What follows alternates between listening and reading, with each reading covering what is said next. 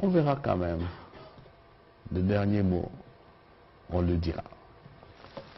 Et la question sous James Kabarebe, vous savez, quand vous dormez, hein, on ne vous empêche pas de rêver. Et même quand vous êtes debout là, vous pouvez rêver. Il est libre à chacun de rêver. Et moi, je le comprends. C'était militaire. Là où je ne comprends pas beaucoup les choses, c'est lorsque le ministre des Affaires étrangères, mon collègue, passant devant l'Assemblée nationale, dit qu'il crée une commission pour la révision de frontières. Mais nous aussi, on a des revendications. Hélas, on ne peut pas le faire parce qu'il y a la charte d'abord à l'époque de l'Organisation de l'Unité africaine et aujourd'hui l'acte constitutif de l'Union africaine. L'intangibilité, vous le savez, non? Des frontières héritées de la colonisation. Et il y a aussi, même au niveau international, le même principe, lorsqu'on parle du respect de l'intégrité territoriale des États, c'est ça que ça signifie. Et dans tous les cas, nous, on n'a pas peur, hein? On n'a pas peur d'y aller. Nous avons des choses à dire. Demandez au chef des Bachis, les Mwami, demandez à nos amis Bachid et à nos compatriotes, ils vont vous raconter des histoires et tout le monde a à dire. Hein? Donc ça ne nous fait pas peur, mais je dis que nous sommes respectueux des règles du jeu au niveau international, libres à chacun de rêver. Mais ce qui est important aussi, c'est que à travers de telles proclamations, on voit bien que l'affaire d'FDLR, l'affaire du discours xénophobe, c'est pas ça la raison. Voilà, on est passé à l'aveu. Voilà aussi, il ne faut pas prendre ça à la légère. Et la vraie raison, c'est ça, et la vraie raison, c'est ce que le chef de l'État a dit devant le corps diplomatique.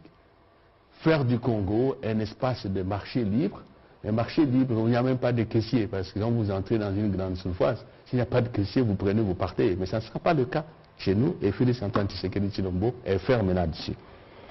Alors, repli stratégique, je ne sais pas si le ministre de la Communication a une idée, mais le repli stratégique, en fait, ça me rappelle les jeux de dames. Je ne suis pas spécialiste en jeux de dames. Vous savez comment on fait aux jeux de dames, hein? Je vois, j'observe. On pousse, et puis à un moment donné, on prend tout le pied. C'est ça. Alors, la dernière question, c'était quoi? Je crois que c'était ça. Hein? C'était celle-là, oui. C'était celle-là, donc voilà. Ainsi, il faut que je complète le vice-premier. Ah, D'abord, je ne sais pas ce que l'allusion que Blaise Aïnda fait tout à l'heure sur les propos de James Kabarebe. Je crois qu'ils doivent reposer des questions à la Belgique. Parce que si nous devons revisiter l'histoire, il faut qu'on écoute le prof Isidore Ndaïwel. Il faut surtout qu'on lise le prof Tshibang Lukalala, qui a fait un ouvrage extraordinaire d'à peu près 900 pages, qui parle de l'historique de nos frontières. Je pense que, comme le VPM l'a dit, le masque commence à tomber. Et que véritablement, et le président de la République l'a démontré de manière très claire, monsieur le VPM, vous vous souvenez comment le président de la République a notamment tranché sur la question des réfugiés que ressassait le président rwandais. Donc aujourd'hui, il n'y a pas de prétexte qui justifie l'agression rwandaise en République démocratique du Congo, si ce n'est ces velléités expansionnistes qui commencent à dévoiler. De toute évidence, le président de la République l'a dit et redit, vous comme nous, pour chaque centimètre carré de notre territoire, nous assurerons la défense. Nous sommes sur les terrains diplomatiques où vous avez vu de manière claire comment les mots ont été dits, les processus mis en œuvre, on verra ce que ça va donner. Dans tous les cas, le président de la République a été ferme et clair sur ces sujets devant ses collègues. Si nous devons passer par des mesures radicales le moment venu pour régler les problèmes, nous le ferons pour assurer à nos générations futures qu'ils héritent d'un pays tel que nous l'avons hérité. La volonté ferme du commandant suprême à ces sujets est très claire. C'est ce qui est dit à nos militaires et c'est ce que nous vous partageons aussi aujourd'hui. Et je pense que nos partenaires de la communauté internationale le savent et le rappellent chaque fois qu'ils prennent des initiatives ou de communication dans ce sens. Pour ce qui concerne les terrains militaires, le moment venu, en tout cas avec l'armée, nous communiquerons. Mais ici, il y a tellement de nouvelles qui arrivent et les nouvelles sont parfois changeantes que nous ne préférons pas commencer à communiquer à chaque fois qu'il y a eu ceci, à chaque fois qu'il y a eu cela. Il y a évidemment la stratégie du talk and fight. Je ne me ferai pas contredire par le VPM à ma droite, mais le président de la République l'a déjà dit, il est hors des questions, je le répète, quoi qu'il en coûte, quoi qu'il en soit, de négocier avec les M23.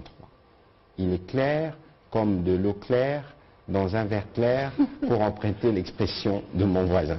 Et donc, il faut considérer ici que sur le front diplomatique, vous avez vu des résultats, sur le front judiciaire, vous verrez les résultats, parce qu'il faut que ces gens répondent de ces actes, de leurs actes. Ils sont pour la plupart sanctionnés, nous connaissons leurs noms, on les a documentés, ils seront poursuivis parce que nos populations qui souffrent doivent vivre la réparation de tous les torts qui leur sont causés par ces terroristes. C'est connu. Sur les fronts économiques, le ministre des Finances vous a donné un aperçu, parce que tous ces réseaux-là, nous allons les traquer, nous allons les démanteler, parce que le président de la République, il a redit, la volonté ici, c'est de coopérer de manière transparente entre tous les pays limitrophes. Lorsque vous pensez mettre la main sur le Congo par la guerre, entendez-vous avoir une réplique à la mesure.